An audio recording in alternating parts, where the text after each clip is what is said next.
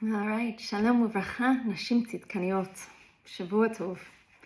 I want to first thank Rebbetzin Dr. Dina Schmidman for making tonight happen, for being Marbitz Torah, for spreading so much Torah around the women of Am Yisrael, and also as director of the OU Women's Initiative, spearheading the Torah Timecha Yomi program.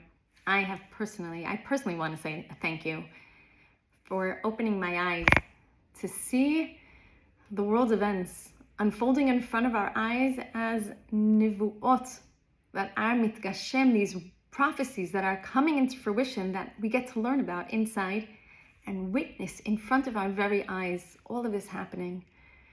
It's exciting. And if you are not yet signed up to learn, if you don't already learn through the Nachayomi program, and here's my little plug, we're in the middle of Eov. Next comes Shir Shirim, the beautiful love affair that we have with Hashem and the Ribono Shel Olam has with us. So that starts on Daled Tishrei, Dafka on September 26th, my Binyamin's birthday. I encourage you to join. All right, so tonight we are embarking on this next leg of the journey of coming closer to Hashem, of connecting deeper. 20 days into Elul, enjoying this easy access to Hashem, to speak to Him. The Melech V'Sadeh has come to listen very closely to every word that we're saying to Him. And if you haven't been utilizing, if you haven't been maximizing these days with your self-introspection, dreaming of your potential greatness, of devising a plan of what your steps are with your resolutions, I encourage you to not waste any more time. Mamash, everything is dependent on these days. Mi yechye, mi yamut, mi ba'esh, mi ba'mayim, mi ba'tzam. We're seeing things now that Hashem already gazar, He already decreed last Rosh Hashanah. Some for the most amazing experiences and some for the most painful ones. So tonight we start, as Ashkenazim, slichot. Living in Eretz Yisrael, we've been living with the Sfardim who have been doing slichot since Rosh Chodesh Elul. They very loud over here. The cars are running super early in the morning. The streets are very busy. I go running in the mornings and before sunrise, and people are all going into shuls, this direction, that direction. I almost feel like when we say when you make a siyum and you say anu ratzim v'hem ratzim, like they're running to shul and I'm ratzim. I don't want to say dvarim b'telim, but in their eyes maybe. But I know I'm running for health, spiritual health, mental health, physical health. So I'm okay with it. But it's very busy. The shul times are different now because there's minyan with the slichot before and people are a little extra tired. But it's exciting. It's exhilarating. I actually had an experience, I'll just share quickly. Last Friday, every so often we go to the Kotel for Nates, and on a Friday, and we run, me and my buddies, we'll go to the Kotel, we'll daven Nates, and then we go running. Because of timing, Nates is a little late, and we had to get the kids off to school early, so we've decided we're going to go to Yerushalayim, and we're going to run before Nates, yeah?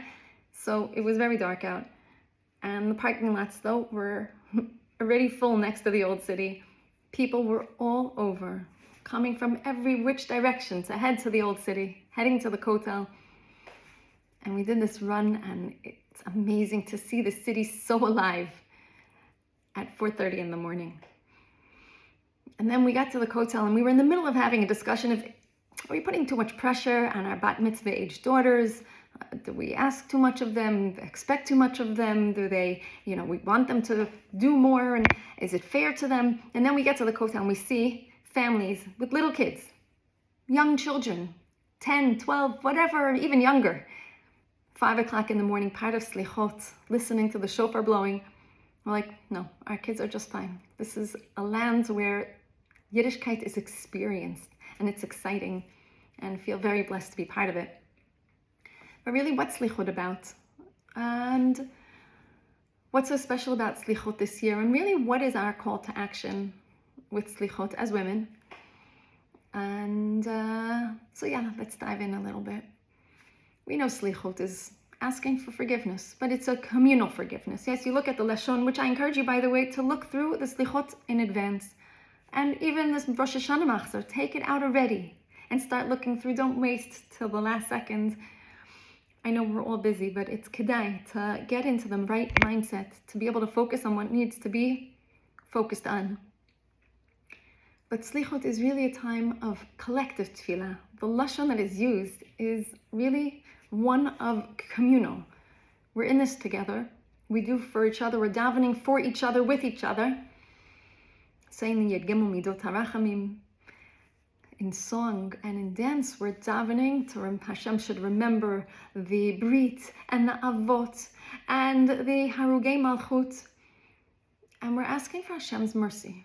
We're asking Hashem for forgiveness, but communally and also in song.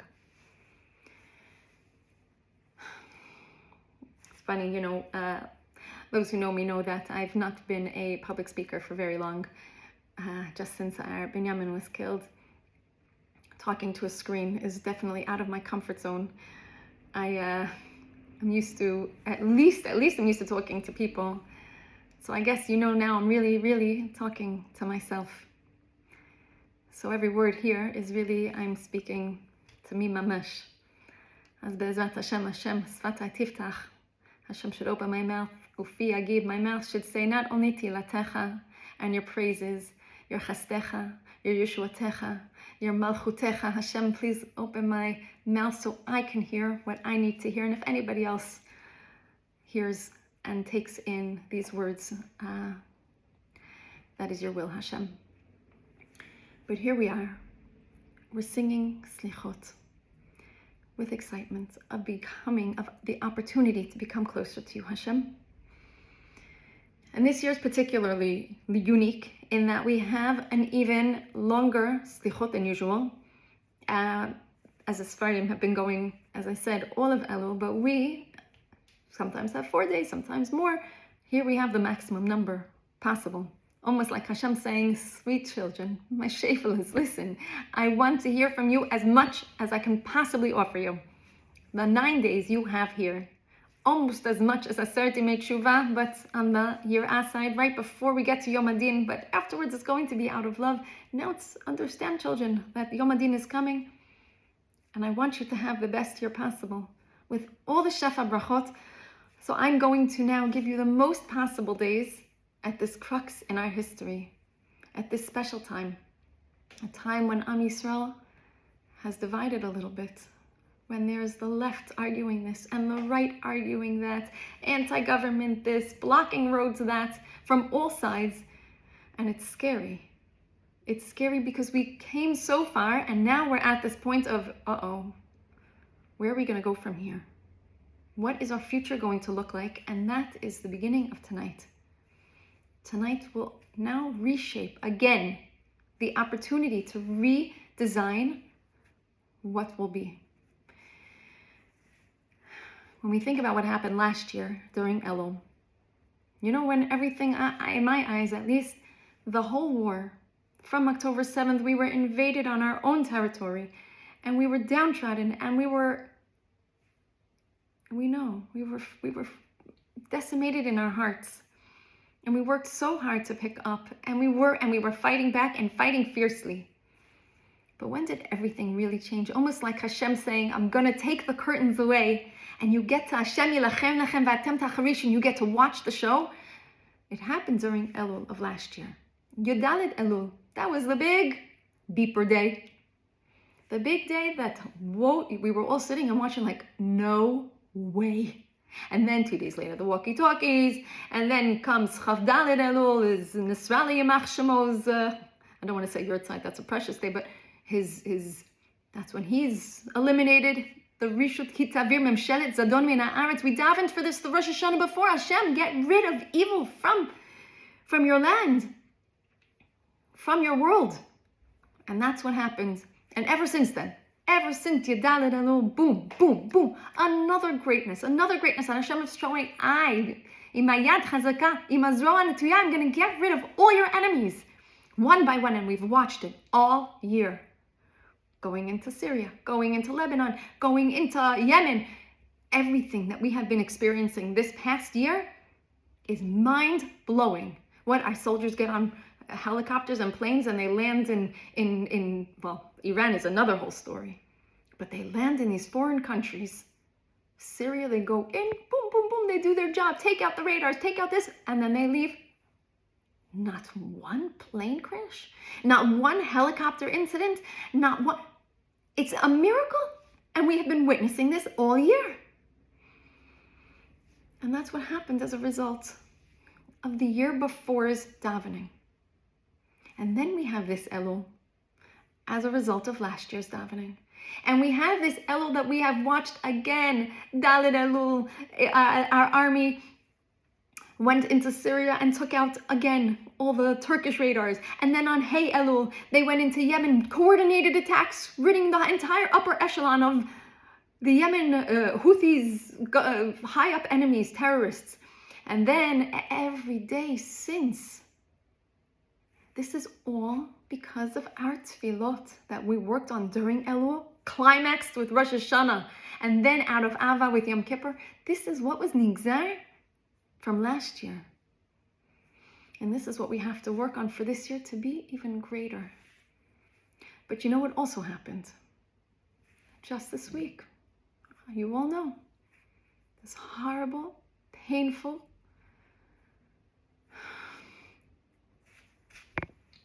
pigua in Yerushalayim, where we lost another 6 holy tzaddikim, and in the same day, another 4 soldiers. This is also nigzar. This was also decreed.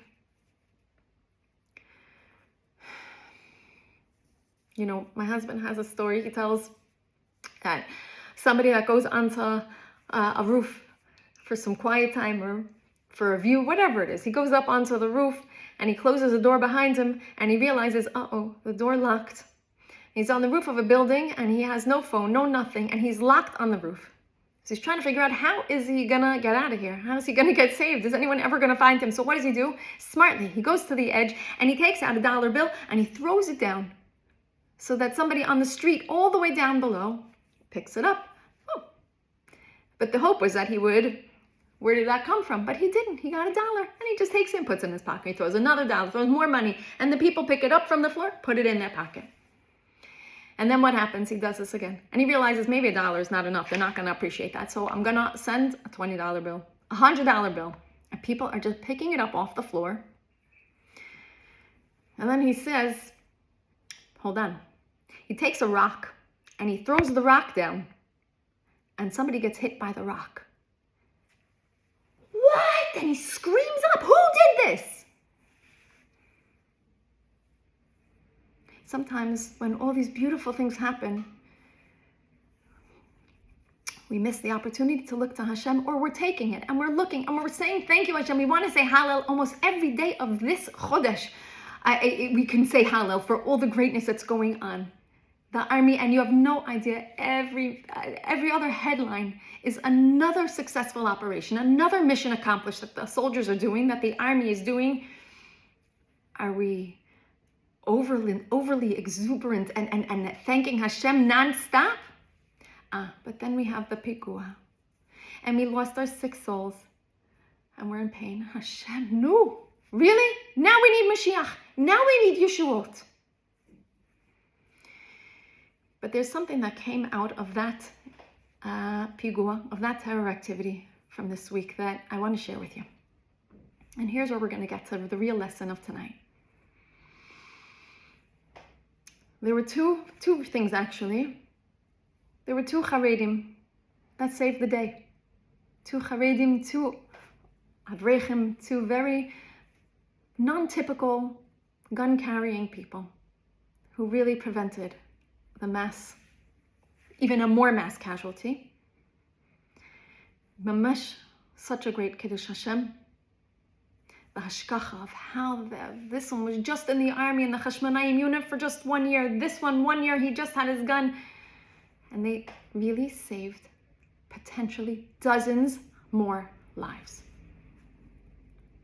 But then there's an even more sublime piece. I don't know if you heard the news there in America, but I'll tell you here, it's all over the news.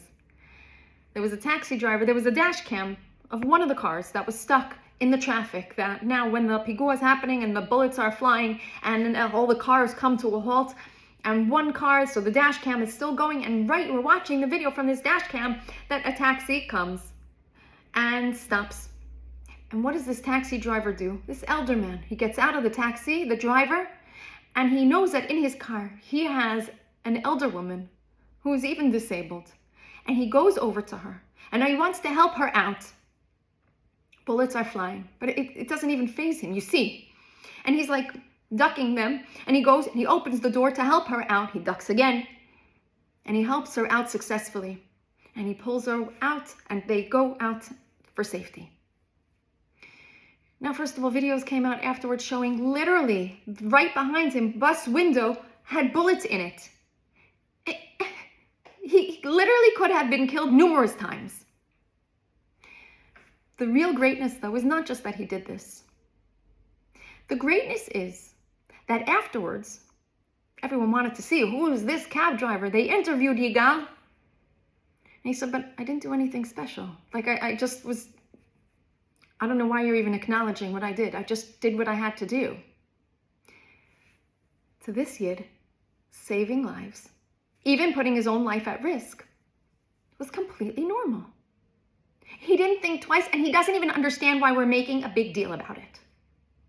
Okay, so I protected somebody, so I helped somebody, so I was Moser Nefesh, so I could have been killed, but that's what we do. I'll even tell you this. I mean, it's really mind-boggling. It's just so awesome that he didn't even think anything of it, that he thinks this is normal, which it is. Just yesterday, had some army personnel here come to the house to deliver Binyamin's gun, his neshek that he used fighting. And the person that came to deliver it, this holy tzaddik Eli, I'm talking to me, he's asking me all these questions about Binyamin. He did his homework before he came. He said, I don't know Binyamin, I never met him, but I've heard so much about him through different soldiers, through different discussions in the army, because Binyamin is known as somebody that put other people first, well before himself. And so he continues to share some of the things he's heard. And he said, but I have to tell you, I grew up in Ramat Gan. I'm not religious. I didn't grow up religious.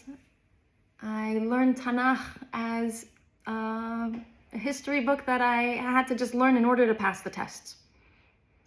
And in my 3 years of fighting as a Mempei, Mefaked Pluga, I think that's battalion, I don't even know what these things are in English, La Meshane. He says, I've now understood something much bigger. I'm not only fighting for my land, I'm not only fighting for my nation, I'm fighting for my roots. And he says, but I feel like I'm an empty pit. This is what he tells me. I don't know anything. I said, you don't have to know anything to know that's what you've done for 3 years now. In my eyes, I said to him, you are a Kohen. Let me explain to you what a Kohen is. Forget just a regular Kohen. Let's talk Kohen Gadol. Kohen Gadol is somebody that's going to be doing this service in the Holy Temple on Yom Kippur. A Kohen Gadol is one who doesn't sleep the night before, is not eating, who has to do incredibly difficult work, very coordinated, very strong. And there's a risk he might die. He has special clothes on to make sounds in case he dies inside, and he has a second. But I mean, there's so much set up because when he's doing this service, not for himself, a little for his family, but really for the nation, of trying to gain forgiveness for the whole for the whole nation, when he's doing something for the whole nation, not for himself, but doing something from his heart to do and protect others. I said he doesn't care if he ate or slept, just like the soldiers. I said, you, Eli, you don't care.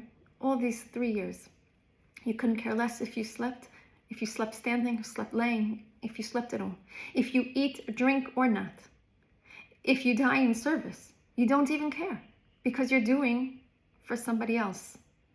You're moser nefesh for somebody else. So in my eyes, whether you know your history, whether you know your halacha, whether you know your even hashkafa, you're a Kohen. Now, I'm sharing this because what that did to him was ginormous. My whole day was worth it just for that. And he said, you've strengthened me. Chazakt oti. And when Israelis say you strengthened me, they don't just mean you gave me koach. It means chazakt oti is you gave me chizuk. You've inspired me to want to learn more. And we were talking about this afterwards. These are the moments that a dash cam caught for him. And I know happened with Eli here in my living room. But these moments happen all the time. These maximizing moments that you don't expect. Utilizing a special time where, we say, Ma Hashem Elokecha she'al mimcha, what does Hashem want from me? But the first two words right before the Va'ata Yisrael, now what does Hashem ask of you? Not what did Hashem ask of me yesterday, and not even tomorrow. What does Hashem ask of me right now in this moment? I'll tell you this.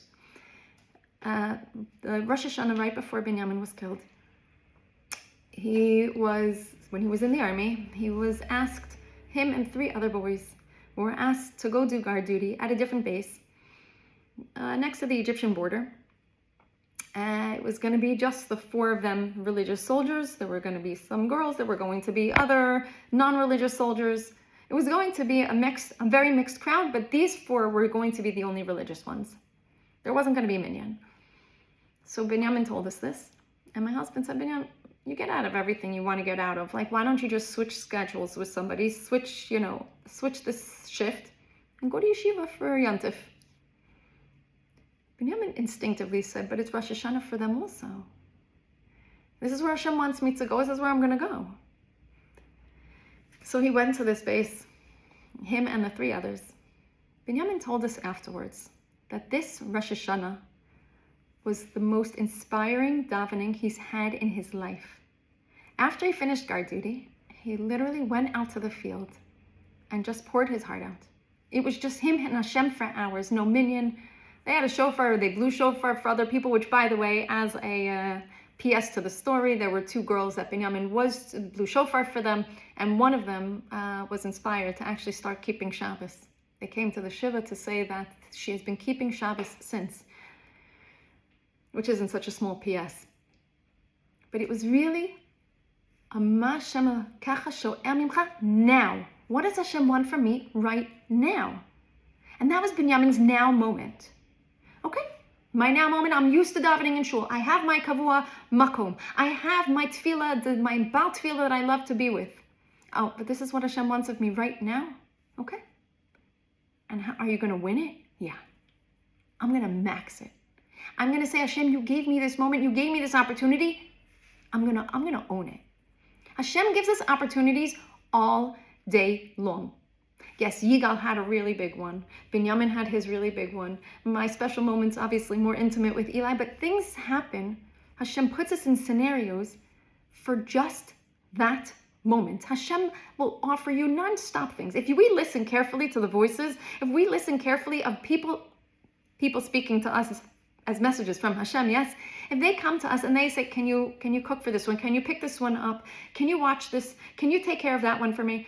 Well, really, I was going to take care of my family. I was going to do this first. I planned on going out with my friends. I actually was planning on cooking something else.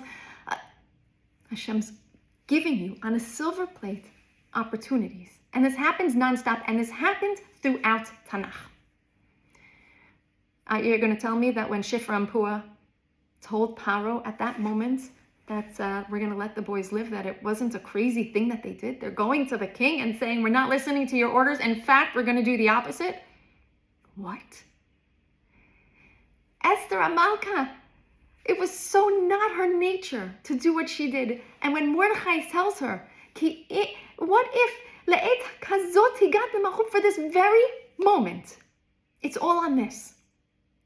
Esther changed the trajectory of the entire geula that happened following. Sumu alai, yalla, people get together, let's daven and let's fast. Because of that one moment, Mordechai said something, and he gave her an out. He said to her, don't worry, if you don't want to, don't worry, Esther, you don't have to. But she owned it. I'm going to do what I can. If it's going to work, I don't know, but I am going to do what is asked of me right now. And we have this over and over in our Tanakh, in our history, in our modern history, in our very day, to say, whatever Hashem asks of me right now, what is my Mesirut Nefesh for Am Yisrael right now? It's usually something that's in the category of helping other people, by the way. Sometimes it's that moment of inspiration that I just need to hear. Someone sends me a link of a shiur. Do I need to listen to it? Okay, I feel like if they're sending me a link, it's because Hashem wants me to hear this. I'm supposed to be inspired. I'm supposed to have that extra special tefillah. But sometimes it's usually, for doing something for somebody else. Hashem is giving us an opportunity to moser nefesh of another yid. But really sometimes, it's like tonight. We don't usually stay up for slichot. We don't usually take that, what, you want me to be tired as a mother? I need to be up. Yeah, you have another cup of coffee tomorrow. Yeah, any other more. Hashem is saying, listen, my sweet children, even my women, I'm giving you this opportunity to turn to me. You don't know what koach of your tefillah can do for Am Yisrael. I'm giving you an opportunity, my sweet girls, to say slichot, to daven for other people, to turn and beg for geula, to turn and beg for being close to you, Hashem, for witnessing all the goodness that you do. Hashem, can you help me see all the good that you do all the time? I don't want to see the negative. I don't want to hear that lashon hara. I don't want to feel that lashon. Hashem, these are all tefillot that we can maximize in a second. But this is the time of slichot, things that we're not used to doing, things that are out of our comfort zone. What we have an opportunity to accomplish these days is more ginormous than you can even understand. You know, the chesed that is available to us on a constant basis is also something ginormous. Sorry, I'm going back to this a second because I have these seniors, that I teach exercise classes to. Ladies in there, anywhere from 70 to 85 years old. Do you know that they volunteer all the time? They volunteer, meaning packaging food, to latte, they pick produce when the farmers need help because they're doing miluim. People look at these ladies and they worry about them, like, are you sure you should be doing this? Are you sure you should be carrying this? When it comes to wanting to do a chesed, wanting to stay up and say slichot, wanting to do extra davening, you want it, you want to help, Hashem will give you all the kochot needed. Hashem will make it happen. I've witnessed this personally over and over. Things that are so outside of my comfort zone, things that I've never done in my life, places I've never traveled to. I'm like, Hashem, please, Hashem, help me. I can't, I have no more strength. Hashem, please, I don't know what words I can possibly say. Hashem, please, I don't even know how I can make this all happen. Hashem, I need your help. Boom, it happens. If you want to be moser nefesh for Am Yisrael, He'll let you. If you want to go out of your comfort zone and do things that you wouldn't otherwise do, people are very happy to stay in their comfort zone. People are very happy to do what has been familiar to you. People are very happy to eat the same foods, the same tradition, wear the same things, whatever it is. But to do something new, to do something outside of that, sometimes might be anxiety-provoking, uncomfortable, scary. But Hashem gives us all the kochot in the world when we want to do His ratzon. Sometimes it might take a few tries, but I think we all have the ability to, the opportunity to, and the responsibility to. We are, as the nashim, we set the tone. We set the tone for our families, for our children in particular. But for all the friends around us, we're also setting the tone for them too. And so really, if we can maximize this time, it's like the most prophylactic medicine, where we can easily change and affect our deen that's not yet written. It's a little harder to change it once it's already decided. It's possible. It's definitely possible. Be'ezrat Hashem, in the slichot of all our ritzon, our desire to maximize these opportunities, Hashem should give us the ability to, and really b'zchut all of our tefillot, we should be zocha to hear halavai from Hashem Himself, v'salachti kidvarecha. My beautiful, gorgeous nation, my children, I forgive everything. You are as white, the purest of whites possible.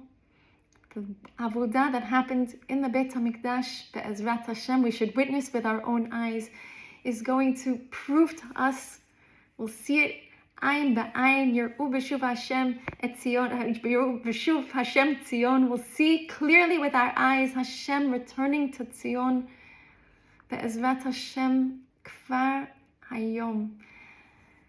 Bizocha be'ezrat Hashem, ladies, to dance and sing with this slichot, realizing this is our special opportunity to come closer and closer and closer and closer to the Ribono Shel Olam, that it should be cholat ava ani, this beautiful love affair we have with Him and Him with us. Ani ledodi v'dodi li. Shavua tov. Batzlacha on your journey. And zocha be'ezrat Hashem, together we will all be dancing in Yerushalayim with the Beit HaMikdash, with all the karbanot, with all of Tchiyat HaMetim. Kvar hayom. Yalla, ladies, let's do it. All the best.